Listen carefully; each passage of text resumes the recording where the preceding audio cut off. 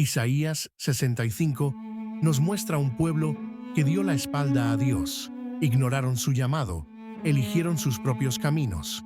Pero la gracia divina prevalece. Dios promete un cielo nuevo y una tierra nueva para los que vuelven. Hay perdón y vida renovada. Aunque hubo rechazo, la esperanza está en su promesa de restauración completa. Él hace nuevas todas las cosas.